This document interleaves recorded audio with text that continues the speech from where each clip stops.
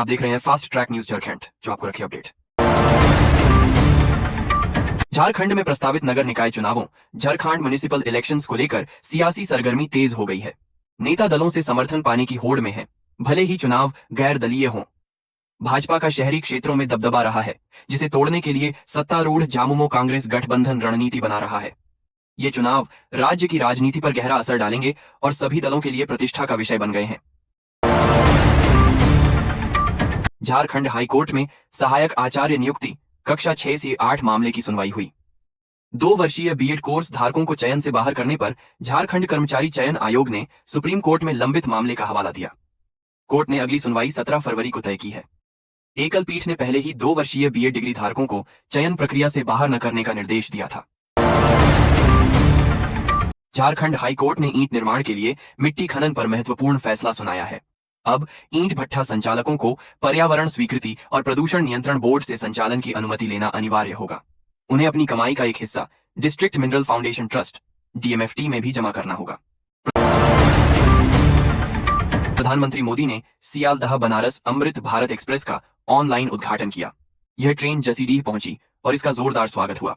18 coach वाली यह train Bengal, Jharkhand, Bihar और उत्तर प्रदेश को जोड़ती है, जिससे बाबा बैद्यनाथ धाम से काशी विश्वनाथ की यात्रा सुगम हुई।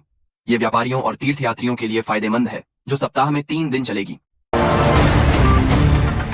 बसंत पंचमी 23 जनवरी 2026 को मनाई जाएगी, जिसमें मां सरस्वती की आराधना सरस्वाती पूजा होगी। जमशेदपुर में इस पर्व को लेकर काफी उत्साह है। सुबह 7 से 7 बजे पूजा का शुभ मुहूर्त है। इस दिन विद्या की देवी के साथ रथिकामदेव और लेखनी की भी पूजा होती है। इसे अबूझ मुहूर्त भी माना जाता है, जिसमें शुभ कार्य किए जा सकते हैं। बंगाली समाज में लेखनी पूजा की विशेष परंपरा है। हेमंत सोरेन ने बड़गाई अंचल के 8.40 एकड़ जमीन मामले में डिस्चार्ज याचिका दायर की है, जिस पर ईडी कोर्ट में 30 जनवरी को सुनवाई होगी। सोमवार को सुनवाई टल गई। सोरेन खुद को निर्दोष बता रहे हैं। इसी मामले में 18 आरोपितों के खिलाफ ईडी चार्जशीट दाखिल कर चुकी है। वहीं मनरेगा घोटाले के मनी लॉन्ड्रिंग मामले में अभिषेक झा की डिस्चार्ज याचिका खारिज हो गई है।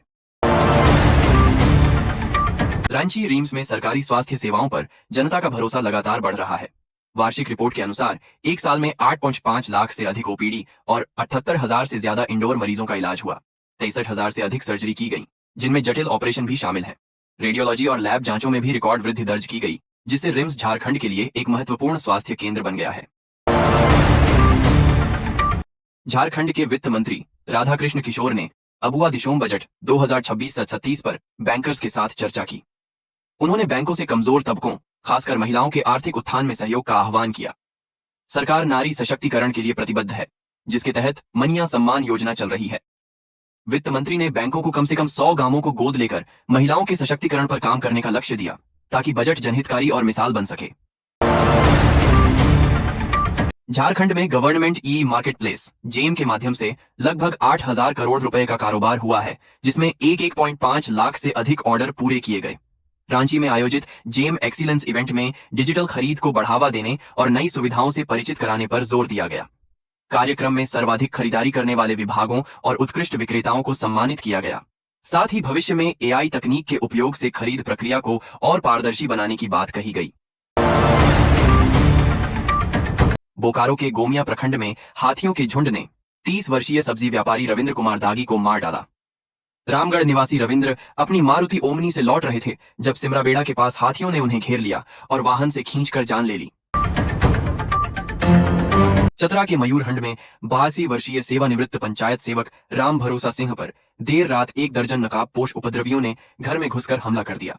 इस बेरहमी से हुई मारपीट में वे गंभीर रूप से घायल हो गए और उनका मोबाइल भी छीन लिया गया। घटना के बाद इलाके में दहशत का माहौल है। पुलिस ने जांच शुरू कर दी है और आरोपियों की तलाश में गश्त बढ़ा दी है। चतरा जिले में कैंसर रोगियों की संख्या चिंताजनक रूप से बढ़ रही है। मार्च से दिसंबर तक 128 नए मरीज सामने आए हैं। औसतन हर माह 6 से 7 रोगी मिल रहे हैं। असंतुलित जीवन शैली, प्रदूषण, तंबाकू और फास्ट फूड इसके मुख्य कारण बताए गए हैं। स्वास्थ्य विभाग ने लोगों से असामान्य लक्षणों पर तुरंत जांच कराने और स्वस्थ जीवन शैली अपनाने की अपील की है। पश्चिमी सिंहभूम के चाईबासा सदर अस्पताल में 2023 में प्रसव के दौरान कथित तौर पर संक्रमित रक्त चढ़ाने से एक परिवार के 3 सदस्य, पति, पत्नी और बड़ा बच्चा HIV पॉजिटिव पाए गए हैं। इस घटना ने ब्लड बैंक की सुरक्षा पर गंभीर सवाल उठाए हैं। सिविल सर्जन ने विस्तृत जांच का आश्वासन दिया है, क्योंकि यह ब्लड बैंक पहले भी विवादों में रहा है। सीआरपीएफ के महानिदेशक ऑन ऑपरेशन ज्ञानेंद्र प्रताप सिंह चाईबासा पहुंचे। उन्होंने सारंडा के जंगलों में माओवादियों के खिलाफ ऑन ऑपरेशन ब्लैक फॉरेस्ट की समीक्षा की। सुरक्षा बलों को मिसिर बेसरा के सारंडा में होने की जानकारी मिली है। इस ऑपरेशन का लक्ष्य मार्च 2026 तक देश से माओवाद का सफाया करना है। बैठक में डीजी ने दुर्गम क्षेत्रों में सामरिक बढ़त बनाने के निर्देश दिए। चक्रधरपुर में 29वें स्टील एक्सप्रेस टूर्नामेंट के लिए टिकटों की दरें बढ़ा दी गई हैं। सिरसा स्टेडियम में 28 जनवरी से 10 फरवरी तक चलने वाले इस टूर्नामेंट के लिए गैलरी का दैनिक टिकट 50 रुपए से शुरू होकर फाइनल में 100 रुपए तक होगा, जबकि चेयर टिकट 100 से 200 रुपए तक। सीजन टिकट पर छूट मिलेगी। बुआरीजोर से राजमहल जा रही एक स्कॉर्पियो बोरियो बुआरीजोर मुख्य पथ पर टायर फटने से पलट गई। इस हादसे में 20 वर्षीय शक्ति महतो की मौत हो गई, जो गाड़ी के मालिक थे। वाहन में सवार 8 अन्य लोग घायल हुए, जिनमें से कुछ की हालत गंभीर है। घायलों को बोरियो सीएचसी में प्राथमिक उपचार के बाद रेफर किया गया। पुलिस मामले की जांच कर रही है। झारखंड में दूसरे राज्यों से विवाह के बाद आई महिलाओं के लिए मतदाता सूची में नाम जुड़वाना अब आसान होगा। बीएलओ अन्य राज्यों की मतदाता सूची डाउनलोड कर सत्यापन के बाद नाम जोड़ सकेंगे। विशेष गहन पुनरीक्षण एसआईआर से पहले मतदाता सूची मैपिंग का कार्य चल रहा है, जिसका उद्देश्य शुद्धिकरण और पारदर्शिता सुनिश्चित करना है। हजारीबाग के चौपारण स्थित चोरदाहा चेक पोस्ट पर बुधवार सुबह एक बड़ा हादसा टल गया।